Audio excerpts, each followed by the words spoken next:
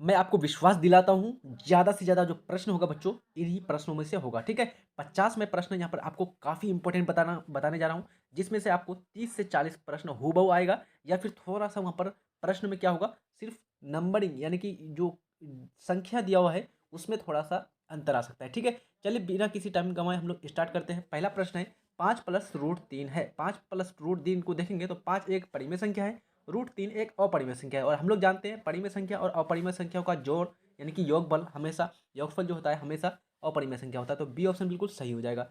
अगला प्रश्न है निम्न में कौन अभाज्य संख्या है? अभाज्य संख्या यानी कि वैसी संख्या जो सिर्फ और सिर्फ स्वयं से कटे और एक से कटे, उसके अलावा कोई भी दूसरी संख्या से नहीं कटे। तो हमारा 71 को देखेंगे तो 71 सिर्फ 71 से कटेगा और एक से कटेगा, तो यहाँ पर हमारा 71 अभाज्य संख्या हो जाएगा। निम्न में कौन अपरिमेय संख्या नहीं है? अपरिमेय संख्या नहीं है मतलब कि हम लोग को निकालना है कि कौन यहाँ पर परिमेय या फिर कोई दूसरा संख्या में आता है। तो रूट 7 एक आपका क्या है बच्चों? अपरिमेय संख्या है। रूट 13 अपरिमेय संख्या है। रूट 25 को देख लेते हैं, तो रूट 25 का क्या हो जाएगा? अभाज्य गुणनखंड निकालेंगे तो 5 गुना 5, 5 गुना 5 करेंगे तो 5 क्या हो गया? 0 जोड़ा में आ गया, जोड़ा में आ गया तो एक 5 निकल जाएगा बाहर, 5 बाहर निकल गया मतलब 5 एक परिमेय संख्या हो गया जो आपका अपरिमेय नहीं है, तो हमारा सी ऑप्शन बिल्कुल सही हो जाएगा। चौथा नंबर का प्रश्न है निम्नलिखित में किस परिमेय संख्या का दशमलव प्रसार शांत है? आपको बताना है कि इसमें से कौन सा जो आपका संख्या है मुख्य रूप से जिसका यानी कि परिमेय संख्या है जिसका दशमलव प्रसार क्या है? शांत है। तो हमारा बिल्कुल राइट आंसर क्या हो जाएगा बच्चों? 11/160। 11/160 का आप देखेंगे तो यहाँ पर आपको क्या निकलेगा कि इसको भाग देंगे तो आपको एक टाइम के बाद जीरो यानी शेषफल 0 आ जाएगा। दो लगातार सम संख्याओं का महत्तम समापवर्तक कितना होगा? यानी कि दो लगातार सम संख्या, मान लीजिए दो लगातार सम संख्या 2 और 4 है, इसका महत्तम समापवर्तक मुख्य रूप से कितना होगा? तो हम लोग यहाँ पर निकालेंगे, 2 का अभाज्य गुणनखंड कर लीजिए और 4 का अभाज्य गुणनखंड। तो कैसे करेंगे बच्चों? 2 का अभाज्य गुणनखंड होता है 2 गुना 1 और 4 का अभाज्य गुणनखंड कैसे होता है? 2 गुना 2। इस प्रकार से करेंगे। कॉमन कितना आ रहा है? तो 2 कॉमन आ गया। 2 कॉमन आ गया तो ये 2 हमारा क्या हो जाएगा बच्चों? महत्तम समापवर्तक। तो हमको पता ये चला कि 2 लगातार यदि सम संख्याओं को लिया जाता है तो इसका महत्तम समापवर्तक हमेशा 2 होगा। सी ऑप्शन बिल्कुल सही हो जाएगा। अगला प्रश्न है बिंदु 6 माइनस 4 का भुज है, यानी कि बिंदु 6 और माइनस 4 जो है इसका भुज कितना होगा? 6 माइनस 5 माइनस 6 5। तो यहाँ पर आपका बिल्कुल राइट आंसर क्या हो जाएगा बच्चों? तो हम लोग जानते हैं जो आपका एक्स और वाई होता है, एक्स को बोलते हैं मुख्य रूप से भुज और वाई को बोलते हैं कोटि। तो एक्स का वैल्यू कौन है बच्चों? यहाँ पर एक्स का वैल्यू है 6, तो हमारा क्या हो जाएगा? भुज 6 हो जाएगा। अगला प्रश्न है बिंदु 2 और 3 स्थित है, तो 2 और 3 कौन सा इसमें स्थित है? हम लोग कैसे निकालेंगे? 2 है प्लस में और 3 है प्लस में, हम लोग सिर्फ चिन्ह को देखेंगे। तो प्लस और प्लस, प्लस प्लस कौन सा इसमें आता है बच्चों? चतुर्थांश, यानी कि कौन सा पाद में आता है? प्रथम पाद में आता है। तो हमारा प्रथम पाद यानी कि प्रथम चतुर्थांश सही हो जाएगा। ए ऑप्शन बिल्कुल राइट हो जाएगा। इसी प्रकार से आप लोग निकाल लीजिएगा। अगला प्रश्न है 8वें नंबर का, यदि x बराबर a y बराबर b हो तो x समीकरण x माइनस वाई बराबर 2 तथा x प्लस वाई बराबर 4 के हल हो तो a और b का मान कितना होगा? क्रमशः आपको a और b का मान पूछ रहा है, तो हम लोग क्या करेंगे बच्चों? तो यहाँ पर हम लोग x माइनस वाई बराबर 2 है, तो हम लोग फॉर्मूला रख देंगे x माइनस वाई बराबर 2 और दोनों को जोड़ देंगे। x प्लस वाई बराबर क्या है बच्चों? 4 है। हम लोग क्या कर देंगे यहाँ पर मुख्य रूप से दोनों को जोड़ देंगे, तो y और y कैंसिल हो जाएगा, तो x और x 2x और इधर क्या हो जाएगा? 4 और 2 6 जुड़ जाएगा। तो यहाँ पर कितना हो जाएगा बच्चों? तो 2 तिया 6 भाग देंगे तो x का वैल्यू आ गया 3। x का वैल्यू कितना आ गया? 3। और x का जो वैल्यू होगा वो किसके बराबर होगा? a के बराबर होगा। क्यों? क्योंकि ऊपर में दिया हुआ है x बराबर a। x बराबर a मतलब कि a का जो वैल्यू होगा वो होगा 3।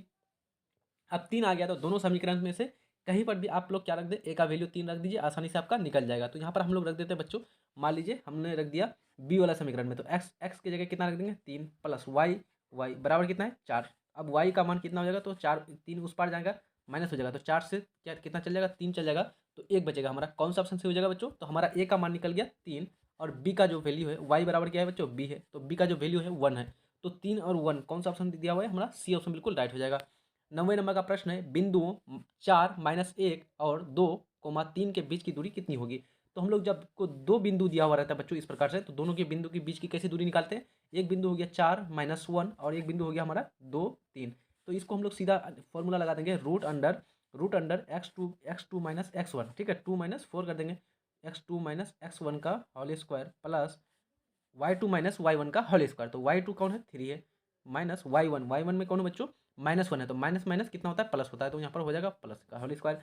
अब इस प्रकार से कर देंगे तो 4 से 2 चल जाएगा, 4 से 2 चला गया तो 2 -2 हो जाएगा, तो -2 का स्क्वायर कितना होता है बच्चों? 4 होगा, माइनस माइनस प्लस हो जाएगा, 2 का स्क्वायर 4 और प्लस में हो जाएगा 3 और 1 4, 4 का स्क्वायर कितना होता है? 16, 16 का स्क्वायर हो गया, तो 16 और 4 कितना हो गया बच्चों? 20, यानी कि हमारा कितना आ गया? रूट 20 आ गया, दोनों के बीच की दूरी रूट 20 आ गया, तो इसका अभाज्य गुणन कर लीजिए। तो अभाज्य गुणन कितना हो जाएगा? 2 गुना 5 है ना, तो इस प्रकार से हमारा 2 किस में हो गया, जोड़ा में, तो बाहर निकल जाएगा और रूट अंदर 5 हो जाएगा। तो हमारा 2√5 इकाई कौन सा ऑप्शन में दिया हुआ है, तो हमारा ऑप्शन नंबर डी में दिया हुआ है 2√5 इकाई, हमारा डी ऑप्शन बिल्कुल राइट हो जाएगा। दो समान कोणिक त्रिभुजों में उनकी संगत भुजाओं का अनुपात सदैव समान होता है, ये कथन किसका है? यानी कि कौन जो साहब थे, कौन सा मैथेशियन, यानी कि मुख्य रूप से जो आपका कौन था बच्चों, गणितज्ञ था, जिन्होंने कहा था कि दो समान कोणिक यदि त्रिभुज हो तो उसकी संबद्ध भुजाओं का जो अनुपात होता है वो हमेशा समान होता है। तो थेल्स साहब ने कहा था। सी ऑप्शन बिल्कुल राइट हो जाएगा। अगला प्रश्न है, वृत्त के अंदर एक दिए हुए बिंदु से वृत्त पर कितनी स्पर्श रेखाएं खींची जा सकती है? यानी कि वृत्त के अंदर, यानी कि वृत्त है ये, इसके अंदर एक बिंदु है, इस बिंदु से इस वृत्त पर कितनी स्पर्श रेखा खींच सकते हैं? तो एक भी स्पर्श रेखा नहीं खींच सकते इस प्रकार से, क्योंकि सारे जो रेखा होंगे वो क्या करेंगे, प्रतिच्छेदी करेंगे। तो हमारा कोई भी स्पर्श रेखा नहीं खींच सकते, यानी कि हमारा डी ऑप्शन बिल्कुल राइट हो जाएगा, 0।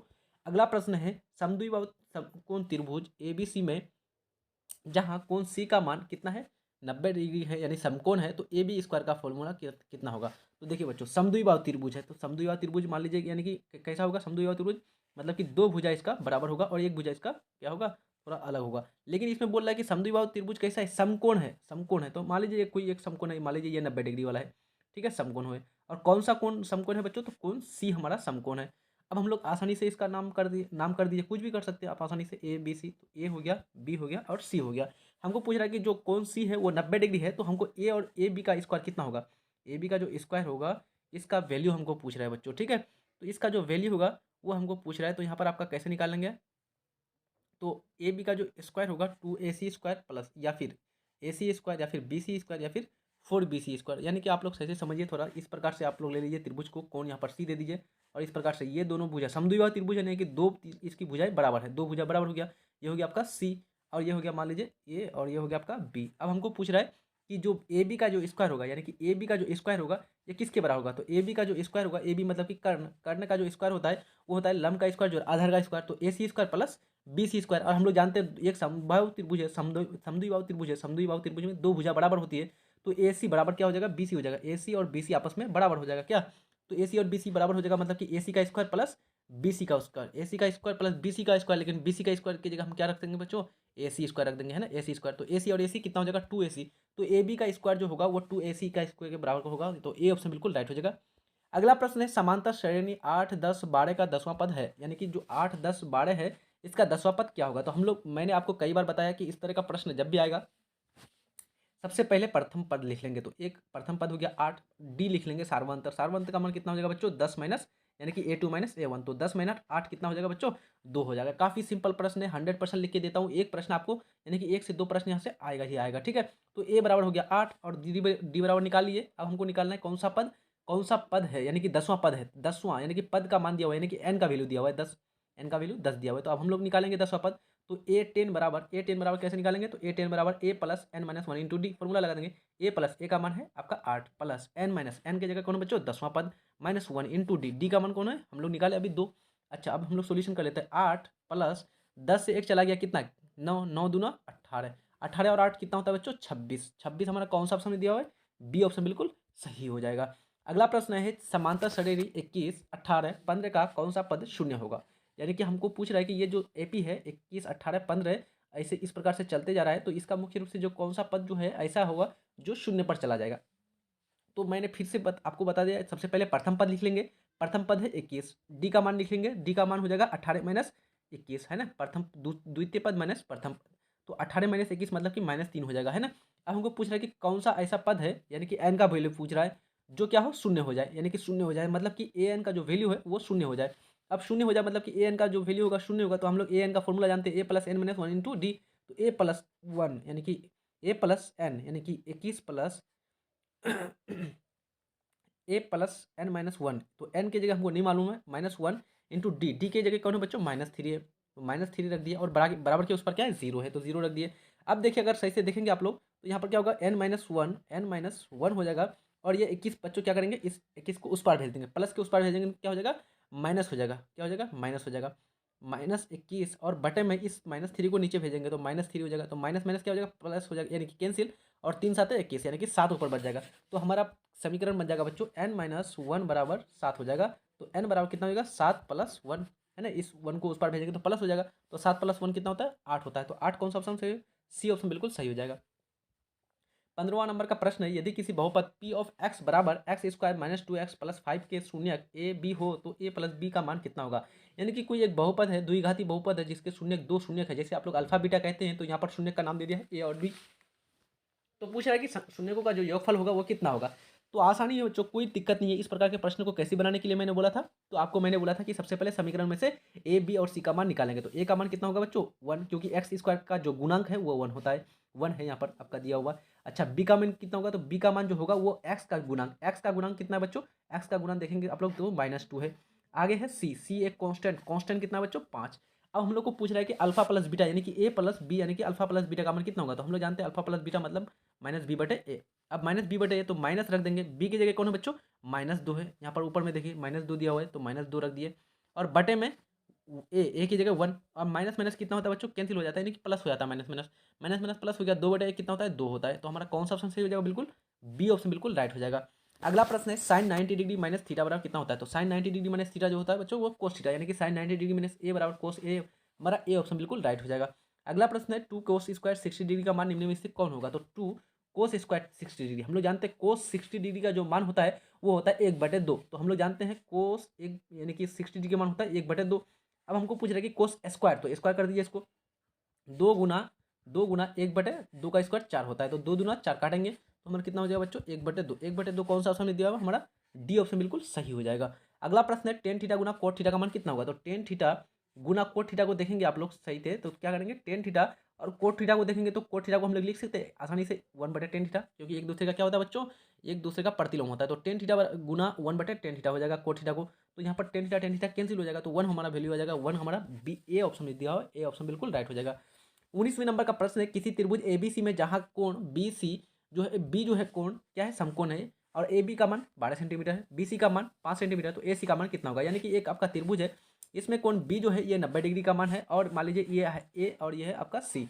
ए बी का जो वैल्यू है ये मुख्य रूप से 12 सेंटीमीटर है, और ये जो आपका बी सी का जो मान है बच्चों ये कितना दिया 5 सेंटीमीटर है। हमको पूछ रहा है कि ए सी का वैल्यू कितना होगा, यानी कि जो कर्ण है या हाइपोटेनस जिसको बोलते हैं इसका मान कितना होगा। तो हम लोग जानते हैं बच्चों कर्ण का जो स्क्वायर होता है वो होता है लंब स्क्वायर जोड़ आधार स्क्वायर, है ना।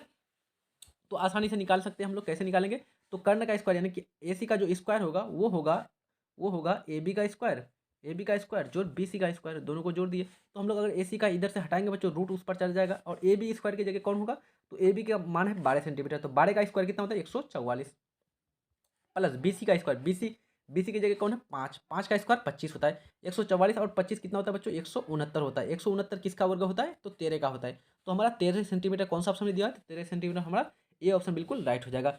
20वां नंबर का प्रश्न है कोट 60 डिग्री का मान कितना होगा। तो कोट 60 यानी कि कोट 60 जो होगा वो 10 30 डिग्री का अपोजिट होगा। तो 10 30 डिग्री का मान कितना होता है 1/√3। तो 10 30 डिग्री का मान जितना होगा उतना ही कोट 60 डिग्री का मान होगा, तो यहाँ पर 1/√3 हमारा बी ऑप्शन बिल्कुल राइट हो जाएगा। अगला प्रश्न है काफी इंपॉर्टेंट प्रश्न है। एक प्रश्न ये आपका सिंपल इस प्रकार से रहेगा ही रहेगा, जब सूर्य का उन्नयन कोण जो होता है 60 डिग्री हो तो एक खंभा जिसकी ऊंचाई 6 मीटर है उसकी छाया की लंबाई होगी। तो आपको यहाँ पर पूछ रहा है बच्चों एक सूर्य है और इसका उन्नयन कोण कितना डिग्री है, तो ये जो उन्नयन कोण है ये उन्नयन कोण है मुख्य रूप से 60 डिग्री, और इस खंभा की जो ऊंचाई है वो है आपका 6 मीटर यानी कि ऊंचाई। तो हमको पूछा है कि इसका जो छाया है ये छाया ये वाला इसका मान कितना होगा, इसकी लंबाई कितनी होगी छाया की। तो छाया की लंबाई के लिए हम लोग फॉर्मूला लगा देंगे टेन थीटा थीटा की जगह कौन है बच्चों 60 डिग्री। तो 10 60 डिग्री बराबर कितना हो जाएगा बच्चों, तो P/B ये हो जाएगा हमारा B। तो 6/B का मान हमको नहीं मालूम है, यानी कि जो छाया है उसकी लंबाई हमको मालूम नहीं है। तो अब देखिए 10 60 डिग्री का मान कितना होता है, 10 60 डिग्री का जो मान होता है बच्चों वो होता है √3। कितना होता है √3। तो √3 बराबर कितना होता है 6/B। तो बी का मान कितना होगा 6/√3, 6/√3, यानी जो बी का जो वैल्यू होगा बच्चों वो हो जाएगा 6/√3, है ना। अच्छा हम लोग क्या कर सकते हैं, हम लोग लिख सकते हैं 6 को क्या लिख सकते हैं बच्चों, 6 को लिख सकते हैं √3 2 गुना √3 इस प्रकार से लिख सकते हैं कि नहीं, तो आसानी से लिख सकते हैं, क्योंकि √3 गुना √3 3 हो जाएगा और 3 गुना 2 6 हो जाएगा इस प्रकार से, और नीचे है √3। इसको ऐसा इसलिए किया ताकि कट जाए आसानी से, तो इस प्रकार से कट जाएगा बच्चों। देखिए √3 और √3 कैंसिल हो गया, जब कट गया तो हमारा कितना बचा 2√3। 2√3 जो है हमारा कौन सा ऑप्शन में दिया हुआ है, तो हमारा दिया हुआ है सी ऑप्शन में बिल्कुल राइट हो जाएगा। अगला प्रश्न है यदि एक तो अगला प्रश्न है बच्चों हमारा यदि एक वृत्त का परिमाप 36 सेंटीमीटर, यहाँ पर बच्चों यहाँ पर मिसिंग, यहाँ पर 36 सेंटीमीटर नहीं, यहाँ पर होगा 66 सेंटीमीटर। कितना हो जाएगा 66 सेंटीमीटर कर दीजिएगा, यहाँ पर आपको एडिटिंग ये टाइपिंग में मिस्टेक किया गया था। तो यदि एक वृत्त अर्धवृत्त का जो परिमाप होगा वो अगर 66 सेंटीमीटर है तो इसकी त्रिज्या कितनी होगी। तो हम लोग जानते हैं जो अर्धवृत्त का जो आपका परिमाप होता है बच्चों, उसका फॉर्मूला होता है पाई आर। कितना होता है? Pi are. तो पाई आर का जो वैल्यू है वो दिया हुआ है 66 सेंटीमीटर। तो पाई का मान होता है 22/7। 22/7 गुना आर का मान हमको निकालना है और 66 रख दिए। 22 क्या कितना होता है? 66। और 7 गुना 3 कर देंगे। 7 को किससे गुना कर देंगे? 3 से।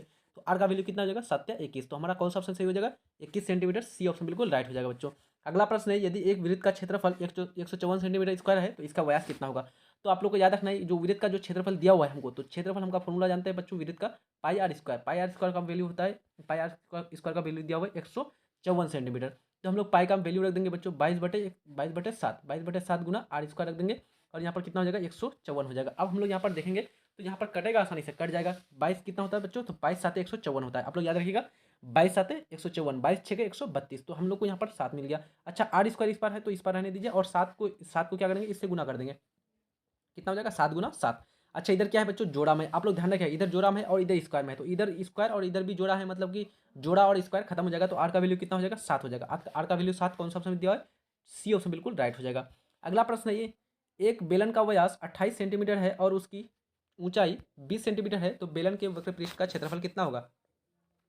तो बेलन का जो वक्र पृष्ठ क्षेत्रफल है ये पूछ रहा है आपको। तो बेलन का वक्र पृष्ठ क्षेत्रफल होता है बच्चों 2 पाई आर एच। 2 पाई आर एच, तो 2 × 22/7, 22/7 गुना आर का मान कितना है। तो आर का मान देखिए आपको दिया हुआ है, आर का मान यानी कि 28 सेंटीमीटर व्यास है, तो आर का मान कितना होगा? तो आर उसका आधा होता है, तो 14 सेंटीमीटर हो गया। और उसके बाद उसकी ऊंचाई दिया हुआ है हमको 20 सेंटीमीटर। इस प्रकार से आप आसानी से काट सकते हैं। तो 7 दूना कितना हो जाएगा? तो 14 हो जाएगा। आप गुना कर दीजिए सब किसी को। गुना करने कैसे गुना करेंगे? तो 2 दूना 4 और 4 दूना 8। 8 गुना क्या करेंगे हम लोग? 8 गुना 22 करेंगे। और ये आपका जीरो बचा हुआ था तो यहाँ पर 220 कर देंगे, है ना। तो इस प्रकार से हम लोग गुना करेंगे तो 22 8 कितना होता है? तो 22 8 होता है 20 8 160, 22 8 176, 176 और यहाँ पर एक जीरो ऑलरेडी था तो 1760। 1760 कौन सा ऑप्शन में दिया हुआ है? सी बी ऑप्शन बिल्कुल राइट हो जाएगा। अगला प्रश्न है, एक ठोस अर्धगोले जिसकी त्रिज्या 7 सेंटीमीटर है तो इसका कुल पृष्ठ क्षेत्रफल कितना होगा। यानी एक ठोस है और एक ऐसा है अर्धगोला है, इसकी त्रिज्या हमको दिया हुआ है 7 सेंटीमीटर। तो हमको पूछ रहा है कि कुल जो पृष्ठ क्षेत्रफल इसका होगा कितना होगा। तो हम लोग यहाँ पर फॉर्मूला लगा देंगे बच्चों। अर्धगोला, अर्धगोला के लिए जो आपका मुख्य रूप से कुल पृष्ठ क्षेत्रफल होगा एक का हो जाएगा आपका 2 पाई आर स्क्वायर, यानी कि 2 पाई आर स्क्वायर। और जो होगा मुख्य रूप से यानी कि इस प्रकार से बच्चों, इस प्रकार से अर्धगोला है तो अर्धगोला है तो ये आपका अर्धगोला हो गया और ये आपका वृत्त वाला शेप का हो गया, है ना। तो वृत्त का जो होता है वो उसका क्षेत्रफल होता है पाई आर स्क्वायर, है ना, पाई आर स्क्वायर। अब हम लोग यहाँ पर क्या करेंगे? तो हम लोग यहाँ पर ध्यान से देखेंगे तो पाई आर स्क्वायर क्या आ रहा है? कॉमन आ रहा है, तो हमारा यहाँ 2+1 हो जाएगा। तो पाई आर स्क्वायर का वैल्यू रख दीजिए। पाई का मान पाई ही रहने दीजिए। आर का कितना है बच्चों? आर यानी त्रिज्या का मान दिया हुआ है 7। तो 7 का स्क्वायर कितना होता है? 49 होता है। तो 7 का 49 हो गया। और आप लोग क्या किए थे? हम लोग पाई आर स्क्वायर यानी कि कॉमन ले लिए थे, तो 1 प्लस कितना बचा था? 2 बचा था, है ना। 1+2 हमारा हो जाएगा। तो 1+2 हो जाएगा बच्चों, तो 44। और यहाँ पर कितना? 2 और 1 3। तो 3 को 49 से गुना कीजिएगा तो कितना हो जाएगा? तो 49 क्या? 147। 147 पाई हमारा कौन सा ऑप्शन में दिया है? तो हमारा सी ऑप्शन बिल्कुल सही हो जाएगा। बच्चों थोड़ा सा यहाँ पर आपको अपना माइंड यूज करके बनाना है। काफ़ी सिंपल और सरल प्रश्न है, जिस प्रकार से आप बनाएंगे कोई दिक्कत नहीं है, लेकिन थोड़ा सा प्रोसेस आपको आना चाहिए।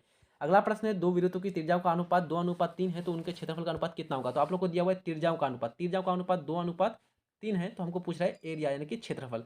एरिया आपको इस प्रकार से पूछेगा, यदि आपको त्रिज्या दिया हुआ है क्षेत्रफल पूछे तो यहाँ पर त्रिज्या क्या होता है? कम होता है और क्षेत्रफल क्या होता है बच्चों? ज़्यादा होता है। तो क्षेत्रफल ज़्यादा होता है इसलिए दोनों पर स्क्वायर चला देंगे। ठीक है, तो यहाँ पर 2 का स्क्वायर कितना होता है? 4 हो जाएगा। 3 का स्क्वायर कितना हो जाएगा? 9 हो जाएगा। तो 4:9, 4:9 कौन सा ऑप्शन दिया है? बी ऑप्शन बिल्कुल राइट हो जाएगा। जो भी इस प्रकार का प्रश्न रहेगा आपको यही विधि अपनाना है, ठीक है। 27 नंबर का प्रश्न है, निम्न में से कौन किसी घटना की प्रायिकता नहीं हो सकती। यानी कि कौन ऐसा है जो प्रायिकता नहीं होती है, यानी कि किसी घटना की प्रायिकता नहीं हो सकती है। तो हम लोग जानते हैं जो घटना की प्रायिकता नहीं हो सकती बच्चों, मुख्य रूप से हमेशा जो घटना की जो प्रायिकता होगी वो 1 के बराबर होगी या 1 से कम होगा, लेकिन कभी भी 1 से ज़्यादा नहीं होगा। लेकिन अगर ध्यान देंगे ऑप्शन बी में 1.5 है, जो 1 से ज़्यादा है, जो घटना की प्रायिकता नहीं हो सकती है। बी ऑप्शन बिल्कुल राइट हो जाएगा।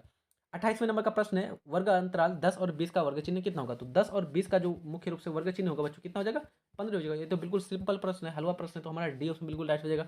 अगला प्रश्न है, किसी आलेखी चित्र से माध्यिका ज्ञात किया जा सकता है। यानी कि कौन सा जो आलेख आप चित्र यूज करेंगे जिससे क्या ज्ञात कर सके हम? माध्यिका। तो यहाँ पर इसका किसका यूज किया था? तो हम लोग बारंबारता बहुभुज। तो बी ऑप्शन बिल्कुल राइट हो जाएगा और ये प्रश्न आपको पूछा हुआ है ऑलरेडी। अगला प्रश्न है, एक पासा को एक बार फेंकने पर 5 आने की प्रायिकता कितनी होगी। तो एक पासा रहता है जो उसमें एक रहता है अंक और उसके बाद 2 रहता है एक जगह, है ना।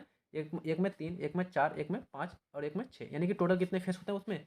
6 फेस होते हैं बच्चों। टोटल 6 फेस यानी कि 6 टोटल परिणाम कितने आ सकते हैं, संभव परिणाम 6 हो गया। और हमको कितना निकालना है, यानी कि पाँचवां, यानी कि पाँचवां आ जाए, यानी कि 1 बटे कितना हो जाएगा बच्चों, 6 आ जाएगा। 1/6 हमारा कौन सा ऑप्शन दिया है, बी ऑप्शन बिल्कुल राइट हो जाएगा। यदि n एक प्राकृतिक संख्या है तो रूट n का मान कितना होगा। जैसे मान लीजिए मैंने एक वैल्यू लिया 2 और एक वैल्यू लिया मैंने 4, तो रूट 2 भी एक प्राकृतिक संख्या है n की जगह, और 4 भी एक प्राकृतिक संख्या है। अब हम लोग क्या करते हैं, दोनों पर रूट चला के देखते हैं। तो 2 पर भी रूट चला दिए और 4 पर भी रूट चला दिए। 2 पर रूट चला दिए तो रूट 2 हो जाएगा, और 4 पर रूट चलाए तो कितना हो जाएगा, 2 हो जाएगा। तो हमको 2 कैसी संख्या है, प्राकृतिक संख्या है। रूट 2 कैसी संख्या, अपरिमेय संख्या। तो पता चला है कि जब भी हम लोग एक प्राकृतिक संख्या पर रूट चलाते हैं तो चाहे चाहे तो हमको वो कैसा प्राप्त हो, प्राकृतिक या फिर अपरिमेय। तो हमारा बिल्कुल राइट आंसर कौन सा हो जाएगा बच्चों, डी ऑप्शन बिल्कुल राइट हो जाएगा। ये भी प्रश्न पूछा हुआ है। 32वें नंबर का प्रश्न है, यदि एफ ऑफ एक्स का एक्स बराबर 2x² प्लस 6x माइनस 6 है तो इसका शून्यक ए और बी है तो क्या होगा। ए प्लस बी बराबर ए बी, इस प्रकार से आपको निकालना है। ठीक है, तो हम लोग सबसे पहले क्या करते हैं बच्चों, मुख्य रूप से ए प्लस बी निकाल लेते हैं और ए गुना बी निकाल लेते हैं, यानी कि अल्फा प्लस बीटा निकाल लेते हैं और अल्फा गुना बीटा निकाल लें। दोनों का वैल्यू निकाल लेंगे तो आसानी से हमको क्या हो जाएगा बच्चों, ये हम लोग रिलेशन अपना सकते हैं, यहाँ पर आंसर को देख सकते हैं। तो हमको दिया हुआ है एफ ऑफ एक्स बराबर 2x² plus 6x minus x 6।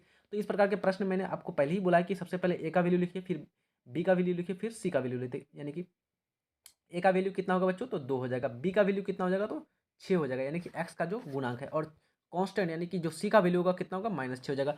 अब हम लोग क्या करेंगे, ए प्लस बी यानी कि अल्फा प्लस बीटा बराबर होता है -b/a, और बी का मान कितना बच्चों, 6। तो -b/a, ए की जगह कौन है, 2, तो -6/2 हो गया। अच्छा, अब हम लोग क्या करेंगे, अल्फा गुना बीटा बराबर होता है c/a, तो सी की जगह कौन है बच्चों, -6, और ए की जगह कौन है, 2। तो हमको पता ये चला बच्चों, अल्फा प्लस बीटा का भी मान वही आएगा जो जो अल्फा गुना बीटा का मान आया। तो यानी कि दोनों बराबर होगा, दोनों अल्फा प्लस बीटा यानी ए प्लस बी इंटू ए गुना बी, ये दोनों बराबर होगा। तो हमारा ए ऑप्शन बिल्कुल राइट हो जाएगा। अगला प्रश्न है, यदि किसी वृत्त की परिधि और क्षेत्रफल समान हो तो वृत्त की त्रिज्या कितनी होगी। यानी कि कोई एक वृत्त है और उसकी क्या है बच्चों, परिधि समान है किसके, उसके क्षेत्रफल के। तो 2πr यानी कि उसकी परिधि होगी और उसका क्षेत्रफल के बराबर, यानी कि πr² के बराबर है। तो हमारा क्या हो जाएगा बच्चों, पाई पाई कैंसिल हो जाएगा, एक आर यहाँ से एक आर यहाँ से कैंसिल हो जाएगा। अब हमको आर का मान कितना आ गया, तो इधर है एक आर बचा हुआ और इधर कितना बचा हुआ हमारा 2, यानी कि आर का जो मान होगा वो होगा 2 इकाई। ठीक है, याद रखिएगा, ये प्रश्न आया हुआ है। ये ऑप्शन बिल्कुल राइट हो जाएगा। अगला प्रश्न है, सरल रेखाएं x बराबर 2 तथा y बराबर -2 का -2 जो होगा कैसा होगा। तो आप लोग ये मान लीजिए, आप लोग का ये का क्या है बच्चों, काटते चिन्ह है यहाँ पर, इस प्रकार से काटते तल है। अब हमको पूछ रहा है कि x बराबर 2, तो x बराबर 2 मान लीजिए कहाँ पर हो सकता है, तो x प्लस प्लस में 2 है, तो यानी कि x बराबर जो 2 है ये इस प्रकार से ये रेखा जाएगी, है ना, x बराबर 2 ये इस प्रकार से रखा जाएगी, x बराबर 2। और हमको पूछ रहे हैं x बराबर -2, तो माइनस किधर आता है बच्चों, y एक्सिस में नीचे आता है। तो जो यहाँ पर होगा मान लीजिए -2, तो यहाँ पर अगर रेखा खींचेंगे तो इस प्रकार से जाएगी, इस प्रकार से। तो ये रेखाएं जो है एक दूसरे को क्या कर रही है, प्रतिच्छेद कर रही है और एक दूसरे के लंबवत है, जो 90 डिग्री का कोण बना रहा है। तो 90 डिग्री का कोण मतलब एक दूसरे के लंबवत। ये ऑप्शन बिल्कुल सही हो जाएगा। अगला प्रश्न है 35वें नंबर का, 3 सही सिक्के उछाले जाते हैं, कम से कम 2 हेड आने की प्रायिकता क्या होगी। तो देखिए 3 सिक्के उछाले जा रहे हैं, तो 3 सिक्का उछाला जा रहा है और कम से कम 2 हेड की बात कर रहा है। तो मान लीजिए तीनों सिक्का में क्या आ जाए, हेड हेड आ जाए, तीनों सिक्का में क्या आ जाए, हेड हेड आ जाए। मान लीजिए 2 सिक्का में हेड आया, एक सिक्का में टेल आ गया। मान लीजिए एक सिक्का में टेल आया, दो सिक्के में हेड आ गया। मान लीजिए एक सिक्का में हेड आया, दूसरा सिक्का में टेल आया, तीसरा सिक्का में फिर हेड आ गया। तो इस प्रकार से हमको कितना सारा प्राप्त हो गया बच्चों, और इसके अलावा कोई भी हमको प्राप्त हो सकता है क्या, नहीं हो सकता है। तो हमको हेड हेड यहाँ पर 2, यहाँ पर भी 2 प्राप्त हो रहा है, और यहाँ पर भी 2, यहाँ पर भी 2, मतलब कि टोटल कितना हमको 4 प्राप्त होता है। और टोटल कितना परिणाम प्राप्त हो सकता था, तो टोटल 3 सिक्के हम लोग उछाल रहे हैं। टोटल हम लोग कितने सिक्के उछाल रहे हैं बच्चों, तो टोटल हम लोग 3 जो है सिक्के उछाल रहे हैं। सॉरी बच्चों, 1 सेकेंड, 3 सिक्के, हाँ 3 सिक्के इस प्रकार से हम लोग करेंगे तो कितना हो जाएगा बच्चों, तो 3 दूना 6। तो हमारा कौन सा ऑप्शन बिल्कुल राइट हो जाएगा, तो हमारा हो जाएगा 1/2 हमारा कौन सा ऑप्शन सही हो जाएगा, ये ऑप्शन बिल्कुल राइट हो जाएगा। अगला प्रश्न है 9 और 39 का महत्तम समापवर्तक हुआ, 9 और 39, तो 9 और 39 का महत्तम समापवर्तक पूछ रहा है। तो हम लोग अभाज्य गुणनखंड, मैंने आपको बताया है कि जब भी महत्तम समापवर्तक पूछेगा जल्दी ही उसका अभाज्य गुणनखंड कर देना है। अभाज्य गुणनखंड यानी कि उसको छोटा रूप में बदल देना है। जैसे 9 को क्या कर देंगे, 3 गुना 3 कर देंगे, और 13 को 39 को कितना कर देंगे, तो 3 गुना 13 कर देंगे। अब हमारा कॉमन कौन आ रहा है, तो 3 कॉमन आ रहा है, 3 कॉमन आ रहा है, तो हमारा महत्तम समापवर्तक का मान कितना होगा बच्चों, 3 हो जाएगा। ये ऑप्शन बिल्कुल सही हो जाएगा। अगला प्रश्न है 37वें नंबर का आपका, यहाँ पर जो है नंबरिंग में मिस्टेक किया गया क्या, चलिए कोई दिक्कत नहीं है। 64 के अभाज्य गुणनखंड में 2 का जो घातांक होगा वो कितना होगा, तो 64 का हम लोग अभाज्य गुणन करते हैं, तो 2 गुना 2 गुना 2 गुना 2 गुना 2 गुना 2, देखिए तो 2 गुना 2 4, 4 दूना 8, 8 दूना 16, 16 दूना 32, 32 दूना 64। टोटल कितना बार 2 आया है, तो टोटल अगर गिनती करेंगे तो आप लोग को 6 बार 2 मिलेगा। तो 6 बार 2 आया है, मतलब कि जो 2 का जो घातांक होगा वो होगा 6, यानी कि 2 का पावर इस प्रकार से लिखेंगे, 2 का पावर 6 जो होता है वो किसके बराबर होता है? 64 के बराबर होता है।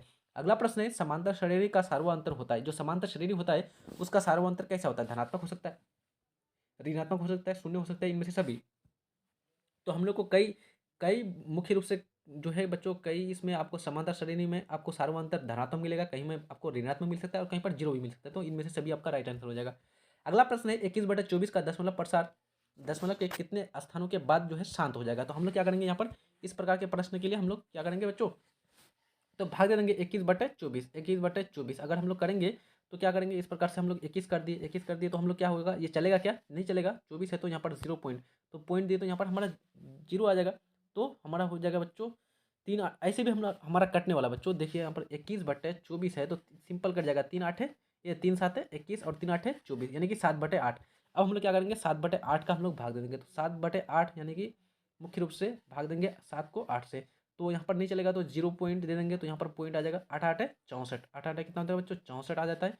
तो 70 से 64 चला गया, हमारा 6 होगा, तो यहाँ पर 0 हो जाएगा, 8 8 8 7 है 56 हो जाएगा, 8 7 56, तो हमारा कितना होगा, 60 से 56 चला गया 4, और यहाँ पर आ गया 0, तो 8 5 40, यानी कि 3 स्थान के बाद, दशमलव के 3 स्थान के बाद हमारा जो है शेषफल का मान 0 आ जाएगा। तो कौन सा ऑप्शन बिल्कुल सही हो जाएगा? सी ऑप्शन बिल्कुल राइट हो जाएगा। अगला प्रश्न है हमारा, यदि दो संख्याओं का महत्तम समापवर्तक 23 है और लघुत्तम समापवर्तक 1449 है, तो उनमें से एक संख्या 161 है, तो दूसरी संख्या कितनी होगी? तो हमको पूछ दिया हुआ है बच्चों, दो संख्याओं का महत्तम समापवर्तक यानी कि एस दिया हुआ है 23 और लघुत्तम समापवर्तक दिया हुआ है 1449, तो हमको एक संख्या दिया हुआ है, दूसरी संख्या मांग रहा है, यानी कि एक संख्या, पहली संख्या मान लीजिए ए और दूसरी संख्या कितना 161 मान लेते हैं हम लोग इस प्रकार से।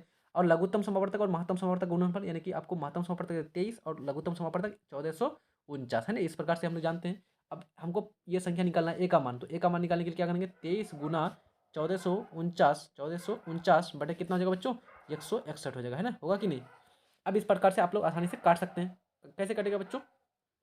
तो काट करके आसानी से देखेंगे आप लोग को, तो यहाँ पर किस प्रकार से कटेगा, तो 20 5 100, यहाँ पर 23 जो है 23 साते कट जाएगा बच्चों, 23 साते 161 होता है, 23 साते कितना होता है 161, और 7 से ऊपर कट जाएगा, तो 1449 को काटेगा 7 से तो कट जाएगा, 7 दूना 14, 0 साते साते 49, यानी कि 207। 207 कौन सा ऑप्शन हमने दिया हुआ है? हमारा सी ऑप्शन बिल्कुल सही हो जाएगा। अगला प्रश्न है, यदि टेन थीटा बराबर 3/4 हो तो sine square theta plus cos square theta का मान कितना होगा? तो हमको दिया हुआ है टेन थीटा बराबर पी बटे यानी कि 3/4, तो हम लोग जानते हैं बच्चों टेन थीटा बराबर 3/4 यानी कि पी बटे बी। पी का मान कितना हो गया? 3 और बी का मान कितना हो गया? 4। तो हम लोग एच निकाल सकते हैं, एच का वैल्यू जो निकालते हैं कैसे निकालते हैं, तो एच बराबर होता है रूट अंडर पी का स्क्वायर माइनस ये पी का स्क्वायर प्लस बी का स्क्वायर, यानी कि 3 का स्क्वायर प्लस 4 का स्क्वायर। 3 का स्क्वायर होता है 9 और 4 का स्क्वायर होता है 16। 16 और 9 कितना होता है? 25। 25 कितना वर्ग होता है? 5 का। तो हमारा एच का मान निकल गया 5। अब हम लोग इस प्रकार से निकाल सकते हैं, लेकिन इतना नहीं करना बच्चों, ये इतना प्रोसेस करेंगे तो गलत हो जाएगा। क्यों? क्योंकि आप लोग क्वेश्चन को आप लोग पढ़ते नहीं है, क्वेश्चन को सही से देखेंगे तो यहाँ पर क्वेश्चन बोल रहा है कि sine square theta plus cos square theta का मान कितना होगा। तो सबसे पहले इसको पूरा देखने से पहले इसको हम लोग देख लेते हैं। Sine square theta plus cos square theta, सीधा हम लोग फॉर्मूला जानते हैं, sine square theta plus cos square theta का वैल्यू होता है 1। तो ये ऑप्शन बिल्कुल सही हो जाएगा। अगला प्रश्न है, मूल बिंदु का निर्देशांक होता है, तो मूल बिंदु का जो निर्देशांक होता है वो होता है 0 0, तो हमारा डी ऑप्शन बिल्कुल राइट हो जाएगा। अगला प्रश्न है, दो विरोधों की त्रिज्याओं का अनुपात कितना है? R1 अनुपात R2 है, तो क्षेत्रफल का अनुपात कितना होगा? तो मैंने आपको बोला था बच्चों, जब भी त्रिज्याओं का अनुपात दिया हुआ, त्रिज्याओं का अनुपात कैसा है? R1 अनुपात R2 अनुपात में दिया हुआ है, और आपको क्षेत्रफल पूछ रहा है, तो क्षेत्रफल पूछ रहा है तो मैंने आपको बोला था त्रिज्या क्या होता है? कम होता है, और क्षेत्रफल क्या होता है? ज़्यादा होता है, तो दोनों पर स्क्वायर चला देंगे, तो R1 का स्क्वायर और R2 का स्क्वायर, तो क्षेत्रफल जो होगा R1 का स्क्वायर अनुपात R2 का स्क्वायर हो जाएगा। तो कौन सा ऑप्शन बिल्कुल राइट हो जाएगा हमारा? R1 का स्क्वायर अनुपात R2 का स्क्वायर, बी ऑप्शन बिल्कुल राइट हो जाएगा।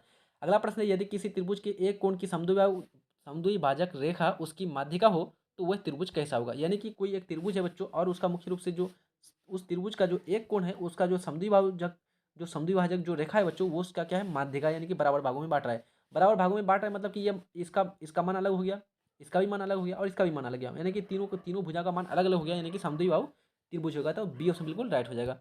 ये विषमबाहु बच्चों, विषमबाहु यानी कि सी ऑप्शन बिल्कुल राइट हो जाएगा। अगला प्रश्न है, यदि समांतर चतुर्भुज की सभी भुजाएं एक वृत्त को स्पर्श करे तो वो समांतर चतुर्भुज कैसा होता है? यानी कि कोई समांतर चतुर्भुज है और उसकी जो भुजाएं हैं बच्चों, सारी की सारी भुजाएं एक वृत्त को स्पर्श करती है, तो वो समांतर चतुर्भुज कहलाता कैसा होगा? तो हमारा वर्ग बन जाएगा, तो बी ऑप्शन बिल्कुल राइट हो जाएगा। अगला प्रश्न है, बाह्य स्पर्श करने वाले दो वृत्तों की उपनिष्ठ स्पर्श रेखाओं की संख्या होती है, यानी कि बाह्य रूप से स्पर्श कर रही है कितने वृत्त? तो दो वृत्त को देखेंगे तो इस प्रकार से दो वृत्त है, इस प्रकार से दो विरुद्ध हैं, यानी कि वाम रूप से स्पर्श कर रही है। तो एक आपका स्पर्शिका ऐसे ही हो जाएगा, एक स्पर्शिका ऐसे हो जाएगा, एक स्पर्शिका ऐसे हो जाएगा। इसके अलावा और कोई भी आप स्पर्शिका नहीं खींच सकते हैं। तो हमारा कौन सा ऑप्शन सही हो जाएगा बच्चों? तीन। तीन हमारा बी ऑप्शन मिले, बी ऑप्शन में दिया हुआ है, तो बी ऑप्शन बिल्कुल राइट हो जाएगा। 46वें नंबर का प्रश्न है, दो समद्विबाहु त्रिभुज के कोण समान है, दोनों का क्षेत्रफल अनुपात कितना है? क्षेत्रफलों का जो अनुपात है वह है 16:25। उनकी ऊंचाइयों का अनुपात कितना होगा? तो ऊंचाइयों का अनुपात हम लोग निकाल सकते हैं बच्चों। देखिए हमको दिया हुआ है क्षेत्रफल का अनुपात, क्षेत्रफल का अनुपात दिया हुआ है 16:25। हमको पूछा है हाइट यानी कि ऊंचाई का अनुपात, और मैंने बताया क्षेत्रफल क्या होता है ज़्यादा और हाइट क्या होता है बच्चों कम। तो हमको कम जो करेंगे उसमें रूट चढ़ाएंगे, और ज़्यादा जब करेंगे तो उसमें स्क्वायर चढ़ाएंगे। तो कम करेंगे तो 16 का रूट कितना होगा बच्चों? 4 बाहर निकल जाएगा, और 25 5 का होता है। तो 4:5 कौन सा ऑप्शन में दिया हुआ है हमारा? ये ऑप्शन बिल्कुल सही हो जाएगा। अगला प्रश्न है, सबसे छोटी भाज्य समभाज्य संख्या है। तो सबसे छोटी जो समभाज्य संख्या है, आप लोग को सबसे पहले मालूम होना चाहिए कि सबसे छोटी भाज्य संख्या कौन सी है। तो सबसे पहले सबसे छोटी जो भाज्य संख्या है वो है 4, और सबसे छोटी भाज्य संख्या यदि 4 है तो हम लोग का 4 क्या है? सम संख्या भी है। तो हमारा कौन सा ऑप्शन सही हो जाएगा बच्चों? बी ऑप्शन बिल्कुल राइट हो जाएगा। दो परिमेय संख्याओं के बीच कितनी परिमेय संख्या हो सकती है? यानी कि दो परिमेय संख्याएं होती है तो उनके बीच कितनी परिमेय संख्या हो सकती है? अपरिमेय यानी कि अनेक, अपरिमित रूप से अनेक मिल सकती है। तो डी ऑप्शन बिल्कुल सही हो जाएगा। 49वें नंबर का प्रश्न है, द्विघात बहुपद के कितने शून्यक होते हैं? यानी कि एक द्विघात बहुपद के कितने शून्यक हो सकते हैं? तो जितने घात होंगे उतना ही उसका शून्यक होगा। तो सी ऑप्शन बिल्कुल राइट हो जाएगा। द्विघात बहुपद के कितने घात? दो घात, दो घात तो शून्यक भी दो हो जाएगा। लास्ट प्रश्न है आज के सेशन का, प्रायिकता का जो उच्चतम मान होता है कितना होता है? 0, 1, 0.5 या फिर -1। तो मैंने ऊपर में बताया था कि प्रायिकता का जो उच्चतम मान होता है वो 1 के बराबर होता है। यदि आप लोग चैनल में न्यू है तो जल्दी से चैनल को सब्सक्राइब कर दीजिए, और वीडियोस को लाइक कर दीजिए, शेयर कर दीजिए अपने दोस्त यारों में, जल्दी से अच्छी तरह से पढ़ाई कर दीजिए, ज़्यादा से ज़्यादा प्रैक्टिस कीजिए।